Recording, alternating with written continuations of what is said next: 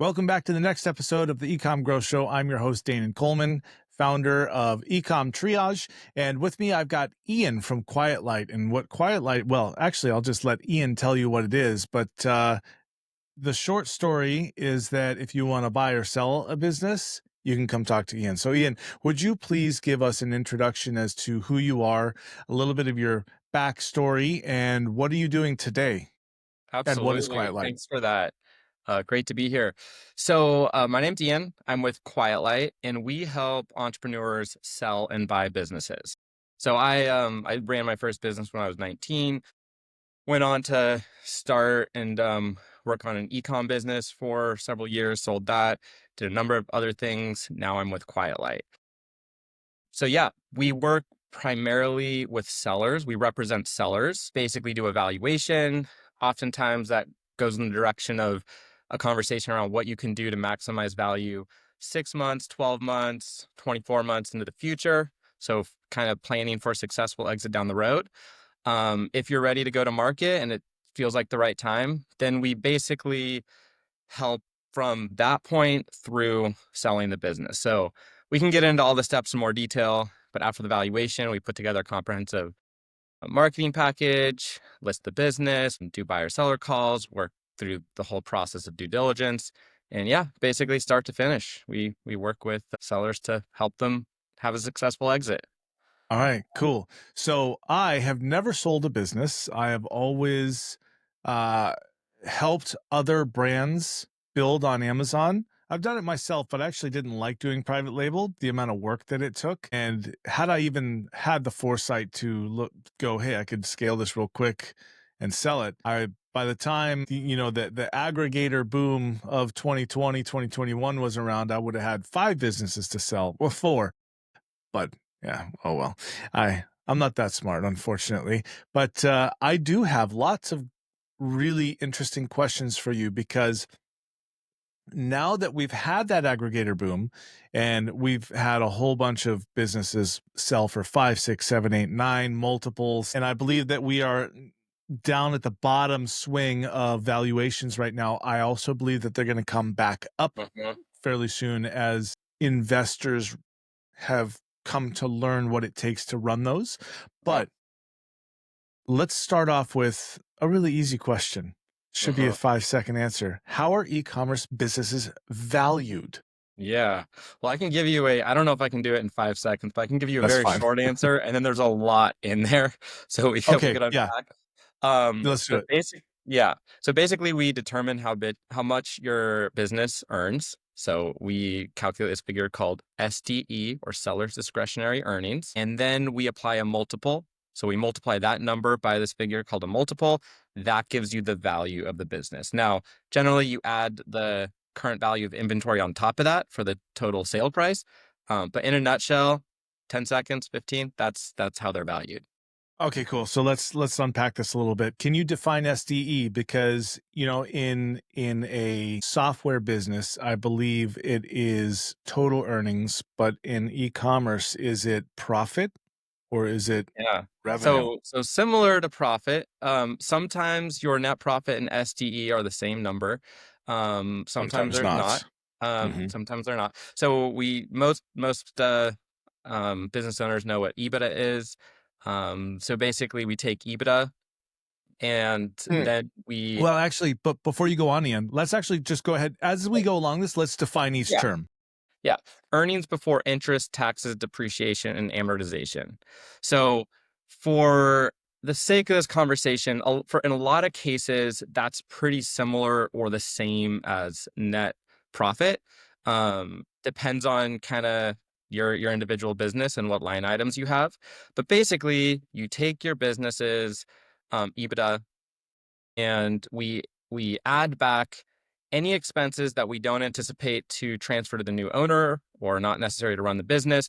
So for some easy examples, a lot of business owners will claim a home office expense on their business, Mhm. or they'll have interest expense, for their credit card or whatever, line of credit, um, cell phone bill, vehicle expense.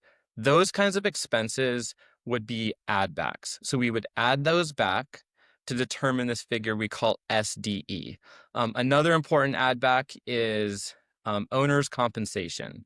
So, when you're running your business, maybe you're drawing a salary, that's highly discretionary what your salary is. One owner may pay themselves 30, 40,000, another may pay themselves 200,000, but really that business earns the same amount of money in both of those cases. So those are added back to get this figure we call SDE. Now, a And couple that things to adds to the note. multiple. Right? So let's Yeah. say I pay myself 50K a year. Let's Mhm. say I've got a 3x multiple, that 50K is worth 150. Exactly. Okay. So that's how that's figured. One thing I'll note about add backs is it's important to not miss add backs. You want to get all the add backs that you can legitimately can't claim. You also don't want to be too aggressive. You don't want to start claiming add backs that really, will transfer to the new owner, or like if you Mhm. do a Like advertising. ads. Yeah, that's a classic one. Business owners are like, well, my tacos or ACOS was too high because I wasn't paying attention. I had some product flops and brought down my earnings. Unfortunately, that's part of doing business is sometimes, advertising doesn't pan out like you're hoping. So that's not really generally a good add back to include. But Uh, expenses on going to trade shows and stuff like that, yep. that's an add back. Travel expenses are Mhm. generally an add back. Correct. So just a note there on that. So yes, you're correct. Then we apply the multiple. So to Mhm. use your example, 50,000 in STE at a 3x multiple, that gives you a $150,000 business plus the cost of inventory. And that's the landed cost of inventory. Okay. Yeah. So good. Let's go into where are we at today. Yeah. I think that 3x multiples is roughly where we are, but I don't have any real context to back that from. So, but Yeah. you do, and I know it can swing Yeah. a couple points each direction. Yeah. Absolutely. Yeah. All So right, let's talk about that's that. that's a big part of the valuation is figuring out what is that multiple, like what multiple accurately reflects the value of the business. There's a lot of factors there. So unfortunately, I can't just say ecom is Yeah. 3x right now, Yeah. So Understood. I can kind of go into like what determines the multiple, and then also we can get into the current market because that's one of the factors. Um, so we really look at four key areas in the business. We call these the four pillars of value. These are growth, risk, transferability, and documentation. So these are Oh, documentation. Okay. documentation. Yeah. Okay. That's an important one. It's an easy one, I think, for a lot of business owners to overlook because they're like, well, I know how to run my business. I know how everything works. I know all the systems. I know how much I'm making. But if you can't relay that to a new owner, if you can't prove out your income and your expenses in a really easy to understand way, if you don't have SOPs for businesses, especially when they're more complex, it can really derail things. It can really, you lose value from that. So, Interesting. Okay, give me that list one more time. okay, growth, risk, transferability, and documentation. All right. So let's Okay. talk about transferability. Okay. So, my company, for instance, I have quite a few different things under one corporation, right? Mhm. One of those things is my Amazon account. So if I wanted to sell my Amazon account, that's highly untransferable because it's all connected to my corporation. And I would have to break it out from everything else and the expenses, the books, everything funnels up to one corporation, like an umbrella corporation. So, Yeah. So that's a good example. Now, the fact that it's under a corporation that has other businesses in it, that's not necessarily gonna derail things. It's more interesting. Okay. about how you're doing your books. It's more about Okay. how you're doing your books.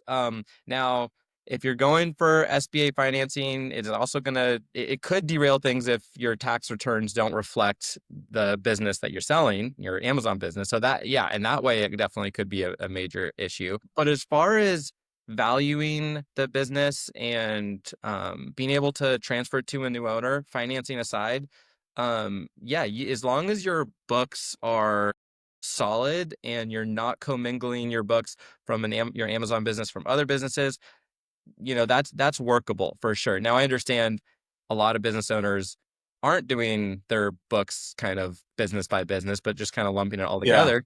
So that Yeah. that's a hurdle to overcome. But yeah, you could still sell a business in that kind of situation. Cool. All right. Yeah. So two people I know in the space that can help you with your books, just to give a couple of shout outs, Tyler Jeffcoat and Nick Panev. And do you guys do books as well? So we don't do so we'll advise on ad backs. We can refer you to folks. But we don't do the books ourselves. Like we're not bookkeepers. We I can take we can do back the napkin math if we're given some important key figures, but as far as like preparing for market and doing a full comprehensive valuation, no, we kind of we'll turn to bookkeepers for that. Cool. Makes sense to me. Okay, good deal. All right, next big question. I love this. This is the first time that I have ever had the opportunity to speak in depth with somebody that has your experience and knowledge. So this is all brand new for me. I just know what I've heard here and there. So the next thing is how do I increase the valuation of the value and thereby the valuation of Yeah. my business? Yeah, absolutely. So I don't know how in depth you want to go on the four pillars of value because there's a lot more to dig into there. Um, but to answer the question you just asked, it basically comes from looking at those four pillars and improving your business in each of those areas. So just a couple high level things. The growth pillar, like as you can imagine, buyers want to grow or want to acquire growing businesses or at least stable businesses. If your business is declining, then that's a pretty big red flag. That's definitely, I mean, you can sell those businesses, but you're going to take a hit on value. So the first thing to do, just focus on trends, get your revenue and earnings up for a period of time. Not only will that increase your SDE, but it also increase the multiple because you're showing that you have a stable business. So that's high level growth. And under growth, we also put opportunities. So making sure that there are avenues for growth for the next owner. That's pretty Mm-hmm. key. That's a whole nother thing to get into. Risk, trying to de-risk your business as much as possible. If you're relying on one product, that's highly risky. Right now, the huge risk factor is tariffs. Depending on whether you can source your product in the US, that's one way to kind of de-risk that. I realize that for some businesses that It's is not not really feasible. feasible. Yeah. Yeah. So unfortunately there is some limitations to, you know, de-risking your business based on the environment, and we can get to that. Um, Transferability. So basically just making sure you have SOPs in place. One thing we say in that pillar is the more valuable you are to your business, the less valuable your business is. So basically just Ooh, thinking, nice. yeah. So just thinking like if I were to go off grid right now and someone else was just left with account access, contractor relationships, supplier relationships, how easily could they just figure it out and pick it up and run with it on day one? Now, of Mhm. course, in reality, you're going to train the next owner to kind of help them be set up to succeed. But, having your business highly transferable will definitely make it more attractive. Documentation, we kind of touched on that at a high level, but really just making sure your business is clear to understand. There's um, I something in marketing I've heard, a confused mind says no, as buyers are kind Mhm. of the same way. Like if you can't understand a business, from looking through the documentation provided, it's going to be really hard to find someone to buy it. And, if people, buyers want to, generally it's a pretty substantial chunk of money someone's going to be paying to buy a business. So they really want to understand the asset. So that documentation pillar. So anyways, um, I love it. Okay, good. Uh, how about length of time? yeah. How long does a business so I technically I could start up a business, scale a brand, and be running at a hockey stick by comparison to Hmm. like a hockey stick on a 12-month or Yeah. 24-month. But how old does an investor want a business to Yeah. be?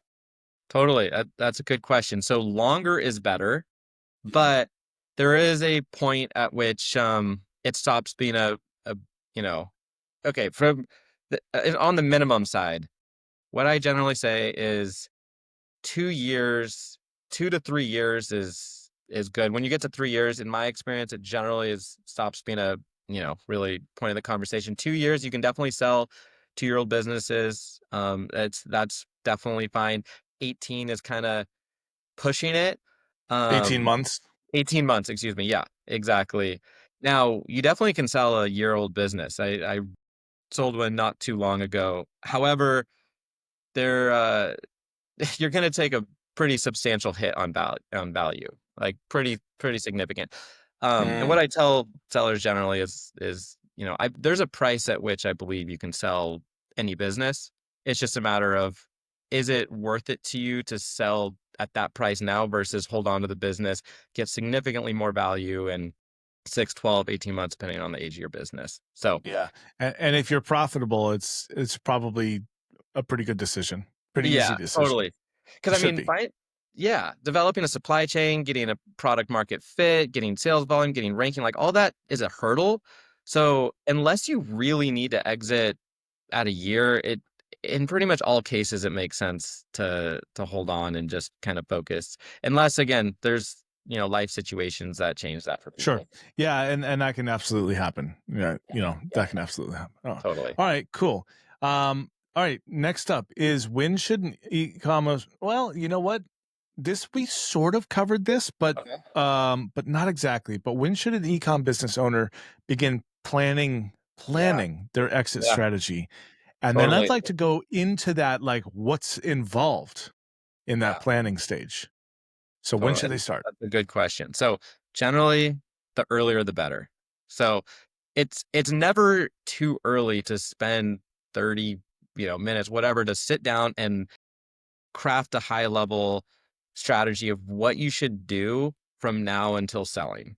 So that's the quick Mhm. answer. Um, yeah. I mean, we can get Okay. into what you do, but the sooner you do your books, the better. The sooner you kind of focus on your trends and diversifying, having multiple products, like the better. So really, from day one. Okay, cool. Yeah, and that's exactly what I've heard is you should run your business like you plan to sell it. Yeah. Because if nothing else, it's a far, far cleaner operating machine. Uh, yeah, and I mean like another thing I tell sellers is a business that's valuable to sell is valuable to own. So like even if you end up not selling it, like why would you not get it to the point where it is a valuable business? Because you'll get that value yourself. Like you'll have a systematized business, a lower risk profile business, you'll a strong, growing business. Like all those things, like don't you want that as an owner? So yeah, absolutely. Okay. I have a buddy that I've been speaking with him um, about selling his business. And I asked him, well, he's a service based business. So he does duct cleaning in California. Right. Okay. And so I asked him, like, well, how many people have you got on your list? He's like, oh, what list? Like, well, your customer list. He's like, well, I've got a stack of invoices. I'm like, what about QuickBooks? Like, yeah, Yeah. like, oh, dude. And I told him that is the entire value of your business. It Yeah. ain't your tools. Your tools are like 10 grand, Yeah. 20 grand, right? Maybe. That's not the value of your business. It's your book of business. It's Yeah. your marketing. It's your market penetration. Like, and I told him, like, you need to get this stuff done. You need names, address. He's got names and addresses. What he doesn't have are necessarily entirely are phone numbers and Mm, emails. mm. Yeah. Yeah. So, I take that back. I'm pretty sure he gets phone numbers. Okay, good. But he doesn't get emails, right? And so that makes it hard for him to set up an automation. I was telling him about this, dude. You need an automation that sends an email every 3 months. Hey, don't forget to change your filter, right? Just a Totally, yeah. friendly reminder, right? And it keeps his name top of mind. Whereas if someone goes, "Oh my God, it's been 2 years since I had my ducts cleaned or my dryer vents cleaned," We need somebody. Who was that? I got no idea. Hmm. Right. But if they get something every 1, 3, 6, 12 months, they're going to be like, oh, yeah, call Phil, you know? Yeah. So, Yeah. yeah, Definitely so some that, room that to would, improve the documentation pillar in that business. yeah, exactly. Exactly. And I told them, dude, if you don't digitize, you're going to die Yeah. because it's got to be done. All right, cool. So the answer to when should you plan on exiting, it is, well, you should always operate that way. 100%. Ian, where can someone go to find out more about like just more information? We can say Yeah. ChatGPT, right? But I really like the four pillars section. And to me, what I see in my mind's eye is you got the four pillars, but you got a ton of contributing Yes. pieces to those. Does something that lists that out exist somewhere? Yeah. Totally. Yeah. Yeah. Well, yes. On the Quiet Light website, we have a lot of resources. We have a ton of articles that kind of go into all those things. We have a podcast. I mean, just poke around on a site and kind of I always encourage sellers to just educate yourself on those things. Also, Yeah. it's always an option to kind of reach out to us and get a valuation if you're looking to sell, if that's something you want to start planning for with an advisor like myself. Cool. Okay. Yeah. So I just saw this for the first time, Mhm. actually, but you've got in your main menu, there's learn and you can Yep. go articles, podcasts, videos, and guides. So that's awesome. That Yeah. that's I've known of you guys for quite a few years, but I've never actually had a genuine conversation with you because I've never been looking to sell a business, Yeah. or buy one for that matter. Um, but yeah, okay, cool. It's the That kind of is thing that good a stuff. lot of business owners I talk to, just it's not really on their radar. They don't really think about it Right. until they're Right. like, "Oh, wait, I wanna sell now, yesterday." And Yeah. then Yeah. they Yeah. start getting into, "What is this all about?" But yeah, you're not the only one. I talk to business owners all the time, including really successful business owners who just have not been having that Yep. on the radar. So it's Yeah, good to be well, thinking about. thanks to companies like you, it actually is on my radar, and I've since cleaned up. I mean, we've done a huge evolution to clean up our books, and we've always had a really good CPA who's very expensive, but very good. That man has Mhm. saved me tens of thousands of dollars every Yeah. single year, you know. Yeah. But we finally got hooked up with a really good bookkeeper that operates at his level, and so yeah, Right. that's Yeah. yeah. And one thing to mention about books too is it's not just valuable because it helps you with the selling process. Like it's absolutely necessary for that. But having clean books really gives you a lot more visibility into what's happening in your Mm, business. You know how yeah. much you're actually making. You can tell if a certain expense category has increased, 1 month to the next. You can just looking at your expenses every month, you notice when you're paying for something you shouldn't be paying for. Like you're like, Mhm.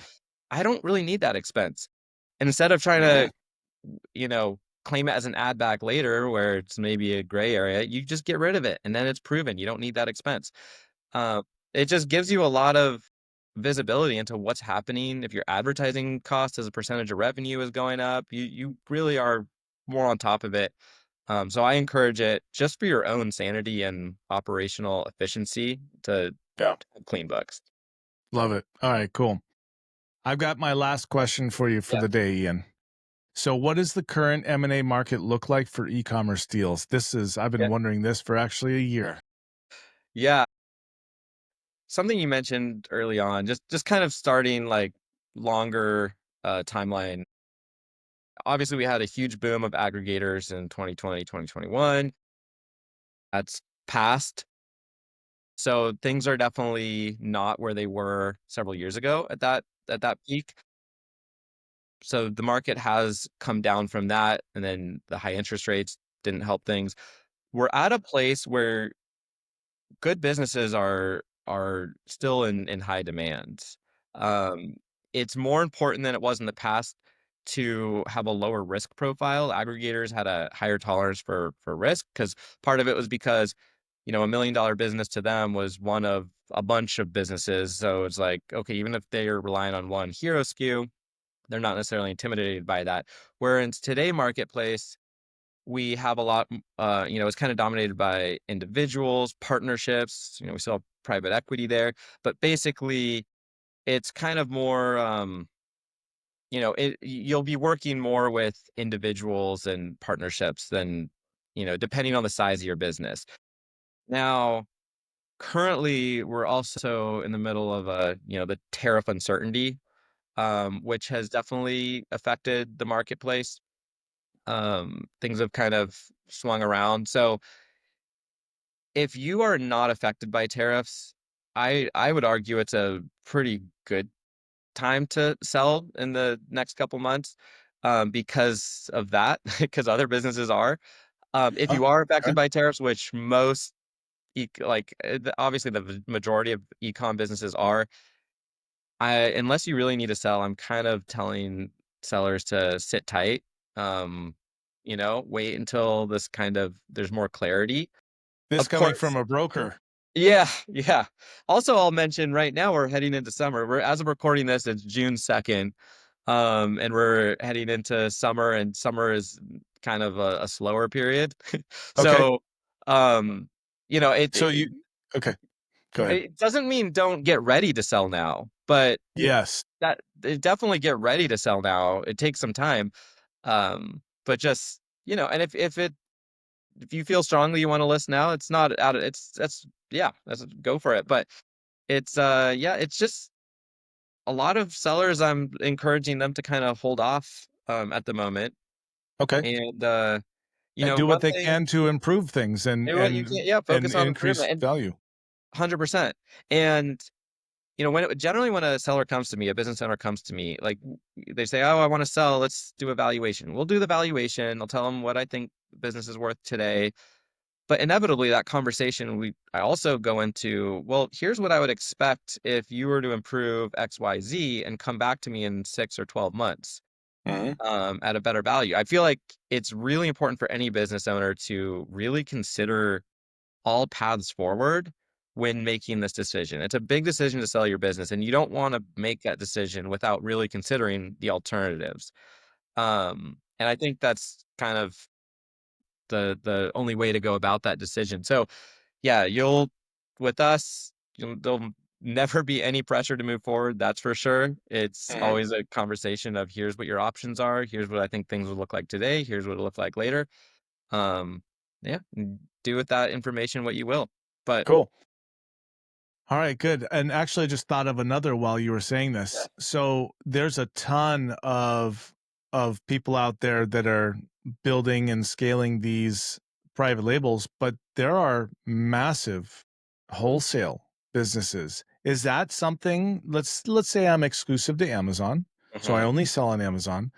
I've got some really good wholesale relationships, and I mhm. do 1 million a year in sales at a I don't know, let's just call it a 10% margin, so 100 grand. That's not very good, but, let's just say that's what it is. Can I sell that? You Can I can sell a sell that. wholesale business? Yeah? Yes, you can. You'll get a significant. It's like it's apples and oranges. It's a very different Yeah. valuation than having your own brand for sure. Also, at a 10% margin, that's not ideal That's not either. good. So No, no, there's no. I was saying that for easy math. yeah, yeah, totally. But yeah, you can sell it. You'll just, what one thing I tell sellers is, can I sell this? Generally, there is a price at which any business will sell. It's just a matter of, is that price worth it for you to sell? Yeah, Like yeah, yeah. you can sell a business in most states. It's just generally really important to be to kind of prepare to get what you put into it, to get out of it what you put into it. But yeah, you can sell a wholesale business. Okay, good to know. All Yeah. right. Well, Ian, thank you so much for being on the show, man. I really appreciate it. This was like rapid fire, really good information. So, Sure. anyone that wants to learn more about this, go to quietlight.com. Yeah, And Ian you're one of the advisors there. I And I am. know Yeah. you have your own personal experience building, scaling, and selling an ecom business. So I Yeah. think you're in a good position to actually Yeah. advise people. Totally. And I also you can reach out to me directly too. My email is super simple, Ian, so IAN at quietlight.com. But yeah, I encourage everyone to check out our website, go through the resources. There's a lot of helpful content there that will go into a lot more detail on all of these aspects of valuing and selling business that we talk about here. Cool, dude. Thank you so much. Yeah. And I'll see you, the listeners, watchers, on the next show. Cool. Thanks a lot. Appreciate it. Yep. See ya.